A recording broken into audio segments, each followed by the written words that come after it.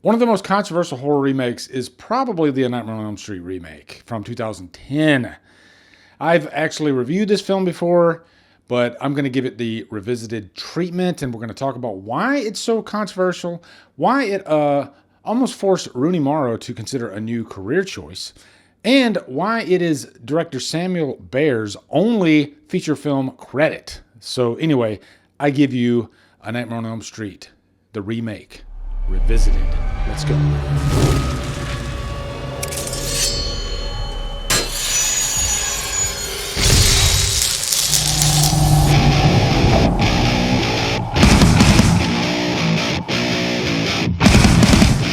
What is up, guys? Welcome to A Nightmare on Elm Street 2010 Revisited.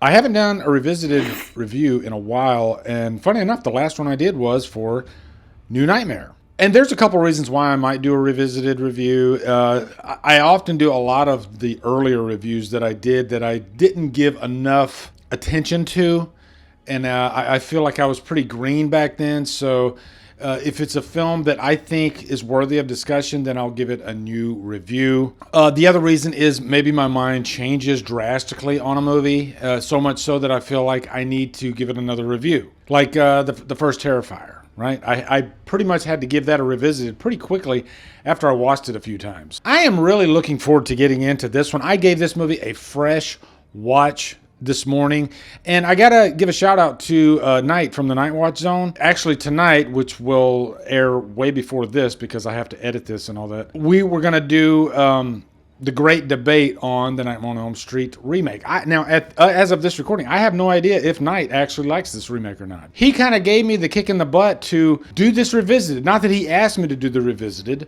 but asking me to be on his show. That made me want to actually go back and rewatch this movie to see if maybe I was wrong, because, you know, I've always liked this movie.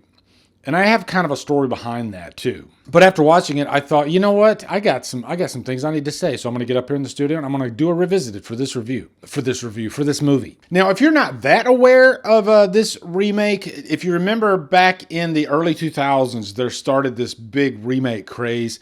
I think the Texas Chainsaw Massacre was kind of one of the earliest, although there were remakes before that. But I think there was like a remake boom of all the 70s and 80s horror movies and slashers and whatnot, and there were just freaking a million of them. Platinum Dunes actually put out the Texas Chainsaw Massacre one, and then later they ended up doing a Friday the 13th remake, which I'm going to give that one a revisited here pretty soon as well. I have such a weird relationship with that movie. That's going to be a fun one. But then the year after, they ended up doing the Nightmare on Elm Street. And this one probably up to this point was the one that I was the most excited about. More excited than Friday. More excited than probably Halloween, actually. Maybe that's after seeing Rob Zombie's Halloween, which I'm not a big fan of at all. Love Rob Zombie's Halloween too. But this is Freddy freaking Krueger. This is A Nightmare on Elm Street. This is one of my all-time favorite horror characters ever. Nightmare is probably my number 2 favorite franchise, and that is a franchise that has its problems for sure. So my story on this, it's 2010. I am getting ready to deploy to Oman, and I remember the Nightmare on Elm Street remake was going to be coming to theaters, and it actually debuted on the night before I left, and it was a midnight showing. So what a way to go out with a bang, right? To deploy, because deployments are stressful. All right, you're leaving your family, you're going over to a desert, and it can be very, very stressful. It was nice to actually have a little bit of a treat before that. And that has always been such a strong memory with me. And I will admit, when I saw this movie in the theater that night with a packed crowd, I ended up loving it. I had a really, really good time with it. And I think that's just because up to this point, I was kind of getting tired of the zany, silly, more comedic Freddy. Sure, we did have New Nightmare, but I kind of remove New Nightmare from the rest of the franchise because the franchise exists in that world. So the actual franchise Freddy, up to, I guess, the remake, has always been kind of comedic, right? You know, ever since pretty much Dream Warriors. But Dream Warriors, I think, had the perfect balance. So this was the opposite of funny. This, you know, if you compare this to Freddy's Dead, You couldn't get farther on a spectrum from the Freddy in Freddy's Dead to the Freddy in this movie. And that's what I wanted. I really wanted a super dark Freddy, because I think Freddy is great when he's scary. I think they achieved that goal in this movie. And I'm going to say this before I even jump into this movie. I'm not the guy that says that this is like the best of the franchise, that I'm obsessed with this movie, that this is like a freaking perfect horror movie, that this is the best remake. No, it's none of those things. But it's far from the worst remake that I have ever seen. I like it quite a bit. It's better than, I'd say, at least half of the Nightmare movies. And I do think the horror community's response to this movie, I could be wrong, but I feel like it might have swayed people a little bit. Peer pressure is a real thing in our community. It really is. And I think we like to jump on certain wagons. And if that wagon seems to be fuller, then that's the safer wagon to be on. And I could be pissing people off just saying what I'm saying right now, but that's kind of what I do, all right? I always have like really crazy hot takes, and I always get myself in trouble, and I get into arguments with people about stuff. I don't gatekeep. I never gatekeep. I have never once told anybody they're wrong for not liking a movie.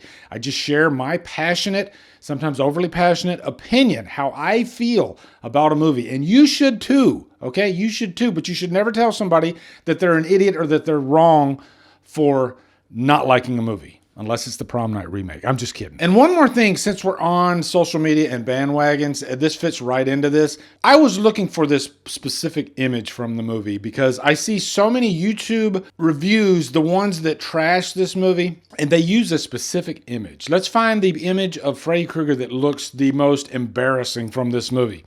And I said, I'm going to go look. Is that image even in the movie? Sure enough, it is. But context is everything, people. Either somebody took that image and boosted the exposure so it looks laughable, and you see, every light in the room, or it could be just a set photo that somebody took. But the actual stance of Freddy in the scene is the exact same as in the movie. But if you look at this side by side here, you'll see that I think the media and social media can push agendas as far as movies, and to make people dislike a movie, they'll show an image that is the most unsatisfactory. But you can find an embarrassing image from almost any 80s horror movie, if I'm being honest, okay? Especially Freddy. The image from the movie is much better lit. And this is the importance of cinematography, right? If you don't have a good cinematography on a set, you can make any movie with a great budget look cheap with bad lighting. And this scene is just a great example of that. That scene that they put on those freaking thumbnails and whatnot is not in the movie at all. At least not in that fashion. So now let's get into that opening scene. This is a great opening scene. You have Kellen Lutz playing this character by the name of Dean. Let's call him Freddy's first victim. But he's in this diner, which is a fantastic setting for any horror movie. I love a diner in a horror movie. I just reviewed Last Straw, which the whole movie takes place in a diner. Great stuff. But this is a great opening for the movie. You're getting a chance to meet the characters, right? You got this one table that you have Quentin and Jesse and some other guy who we don't see ever again. And then you got this one lone table with Kellen Lutz, who plays Dean. And then you got Katie Cassidy walking in. Katie Cassidy just broke up with Jesse. But Dean has, you could tell he's tired. He hasn't been sleeping. And behind the scenes, Kellen Lutz actually did not sleep for a few days before shooting the scene because he wanted to make it as authentic as possible. That's an actor caring about his craft. And then Freddy is kind of coming in and out of his consciousness. And every time you see that he's in the dream world, the lighting shifts a little bit. It's more like red and green, to signify Freddy's world. But it's a great opening because he ends up slitting his own throat. So you're wondering, is this going to be like a PG-13 type of Nightmare movie? No, it's not. And by the way, this movie has a lot of blood.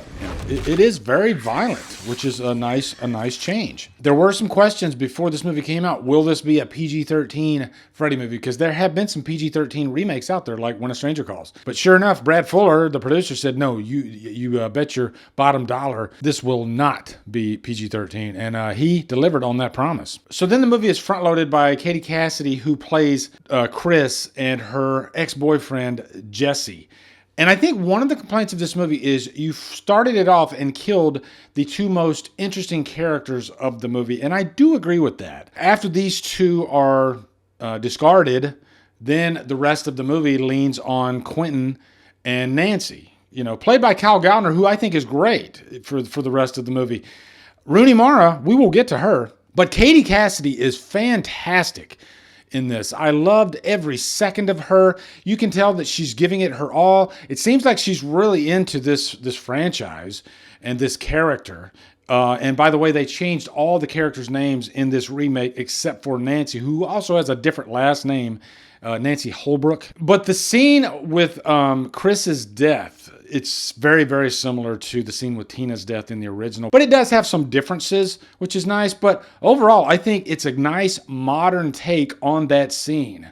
That was some of the complaints about this movie, is there are a couple of scenes that are a little bit too similar to the original. In a remake, I don't mind that. As long as it's like at least like half and half. If you want to echo a few scenes from the original in any remake, I'm fine with that, honestly. If it's like Psycho, where every scene is like identical, then yeah, that's bullshit. But this movie, I think it does have a good balance of taking stuff from the original, but also creating its own things too. Like the pool scene later in the movie with Quentin. That scene is very significant because, one, it's different, it's original, but two, it's a key scene because then we start seeing a little bit of Freddy's backstory and what happened. Is he innocent? Is he guilty? Why did the parents come after him? Now, let's talk about Rooney Mara, because I do think if you cast a different actress in this role, I think this movie might have been universally liked, maybe loved. Because I don't think her acting is bad per se, but it's just very safe. You almost get the vibe that she doesn't really want to be here. Behind the scenes, Rooney Mara has stated that she almost quit acting because it was such a bad experience. She doesn't really divulge exactly what happened on set, but when I was watching the movie, there were a lot of scenes that were uncomfortable for her, for the character. And I would imagine they probably weren't fun to shoot, but that's not giving her a pass because this is horror. And horror is full of uncomfortable scenes, that actors have to really give themselves over to. But you have to commit. You have to be invested and excited even about the part. And I think she should have been, because this was a starring role in one of her first movies. I think any other actor in that position would have been thanking their lucky stars, because how hard it is to be an actor in Hollywood, and how low the percentage is of ones that can actually make a living. And for her to have that type of reaction and not respect it, I've always had a problem with it. I don't know the full behind the scenes story. There might have been something heinous that happened to her behind the scenes. I don't know. And if it was, then I definitely feel bad for her. But with the information that we know right now, it's hard for me not to be annoyed. Guys, real quick, I just had an epiphany. I was going down a YouTube rabbit hole. I was looking at like Back to the Future stuff. And I was looking at this interview with the guy that played Biff. And he was talking about he worked like 6-7 weeks with Eric Stoltz. Hang with me, okay? This is going to tie into Nightmare. But I just had an epiphany as I was watching this, because they were saying that Eric Stoltz was going for a more like darker approach. And I thought of Rooney Mara. What if Rooney Mara is the Eric Stoltz of the Nightmare remake? What if 2/3 of the way of shooting, they would have fired her and got somebody else? Would it have changed the overall tone of the movie? I've never thought about this before, but it kind of makes sense. So yeah, just real quick, wanted to because I want to get everything in here, because I'll never review this again. So another thing you can tack on in the comments, if you think, was she the Eric Stoltz of this movie and we're in the alternate universe? Okay, so there's a different universe where she did get fired 2/3 of the way. So maybe her and Eric have to change places. I don't know. Anyway, back to the review. Now, having said that, though, I do like her in the last act of the movie, starting with when she's in the car and Quentin is in the pharmacy trying to get the pills. That's when the whole micronaps thing starts, and there's that one where like Freddy like throws her out of the car. I think on the day, I think she did her best work during this last act. I don't think her reaction to the discovery at the very end of the movie, You know, when we find out if Freddy is or isn't guilty. I think maybe her reaction should have given a little bit more. But people react to trauma in different ways, so I'll give her that. And real quick, before we get to Freddy, just a quick note on Samuel Bayer. He directed probably one of the most important music videos of all time. That is Nirvana's Smells Like Teen Spirit. He's directed quite a few other videos, Blind Melon. This was his only movie that he ever directed, and I think they begged him to do this movie because of his visual style, and this movie has a lot of visual style. And this was a box office hit. I think at one time, this was the 8th highest grossing slasher movie of all time. It might be a little lower down the ranks now, especially since like Halloween Ends has come out and Kills, but it was pretty high up there. The reaction from the critics and the harsh reaction from the fans put a stop to any sequel. They had sequel ideas for this movie, but it just wasn't happening. I think Brad Fuller and Platinum Dunes, they realized if we put out a sequel, this is not going to do well because of the reaction to the last movie. And if you flip it and you put out a quote-unquote great movie, the sequel will often have a great opening, but a sharp drop because of the quality. So I think they did the right thing. Even if I like this movie, they did the right thing because at the end of the day, it's all about the greenbacks. Now let's talk about the elephant in the room. Let's talk about Jackie Earle Haley as Freddy. Is he anywhere near as great as Robert Englund was in, the first few movies? No, he's definitely not. And I'll even say I think they leaned a little bit too heavy on some of the one-liners. Why are you screaming? I haven't even caught you yet. But I don't think it ruins his performance. And they were actually going for more of a true-to-nature burn victim, which is originally what Wes Craven wanted to do with Freddy in the first place. I think this movie is lit in the best way to complement him as best you can. And I think his voice is perfect for the role. And there's some really startling scenes in here with him, too. Especially when you put him in a boiler room. And like the scene with him and Jesse. And he like thrusts his glove through his back and through his chest. Some really nice bloody stuff. So it's a case where you got a villain who threatens you with a little bit of gallows humor and then delivers on that promise. I think they could have done far worse than Jackie Earle Haley. I'm a big fan of his as an actor, and I don't think he's the worst problem of the movie at all. I think the biggest issue with the movie is the man factor. There's a lot of just kind of down the middle of the road with this movie. I think there's a lot of opportunities that were missed along the way, but it's never a boring movie to me, and it's a movie that I can watch quite often, actually. I've probably seen this movie maybe a dozen times now. Whereas I've seen Freddy's Dead maybe twice. It's so hard for me to get through those later Nightmare movies, in the 80s run. I have to talk about, making him guilty, making him...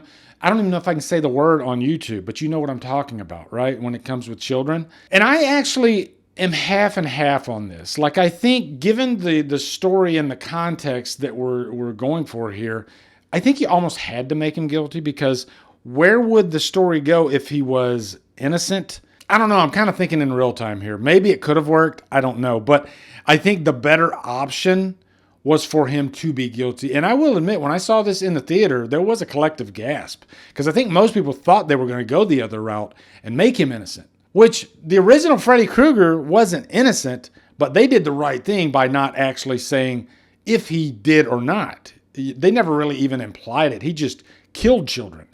Whereas in this one, they go for a much more taboo subject, which I don't think is the right move to enter that into the discussion at all. Wes Craven was really smart about that, and I think they should have heeded that warning. And I didn't really talk about overall the broad strokes of the characters. I will take the characters in this movie over, say, the Friday remake characters any day. And I know that's a controversial statement. I know a lot of you love that remake, but those characters annoyed the shit out of me. Whereas these characters, they felt grounded, they felt real.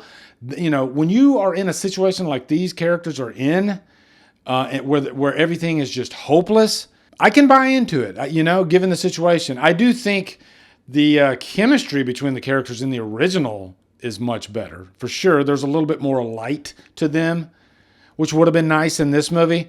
But I think that's where the casting of Nancy comes into play. I think if they would have cast Rooney Mara with somebody that seemed a little bit more, I don't know if bubbly is the word, but maybe optimistic, right? Because Heather Langenkamp, I think she definitely had the perfect balance of a character that has some light in her, whereas Rooney Mara is just all dark. So I think if they would have just balanced the scales and gave us an actress that had a little bit more pep in her step, so to speak, then I think the characters would have been perfect. But overall, guys, in the end, I do have a really good time. My opinion has always pretty much stayed the same with the Nightmare on Elm Street remake.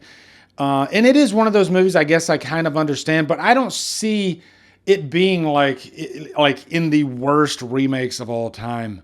You know, I just don't, because I do get some fun out of the movie, and I do like having Dark Freddy back. You know, the darker Freddy goes, the better in my mind. I don't like it when he's too silly. And there are some beautiful sequences in this movie, for sure. At the end of the day, though, I'm still giving the movie a low purchase worthy. Just because I have such a damn good time with it. I'm such a Freddy freak.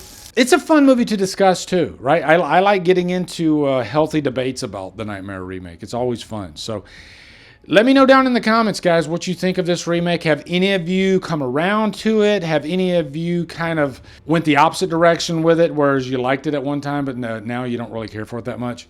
Let me know down in the comments. I'd like to get in there and talk about this movie with you guys, all right? So that's all I got. Anyway, guys, be sure to come over to Killer Flicks, where we talk horror all day and every day. And on Fridays, we do Free for Fridays. Follow my Drumdums on my socials. Support me on Patreon. Buy me a coffee. Become a channel member. Anyway, guys, thank you so much for watching. Have a good day, and Drumdum out.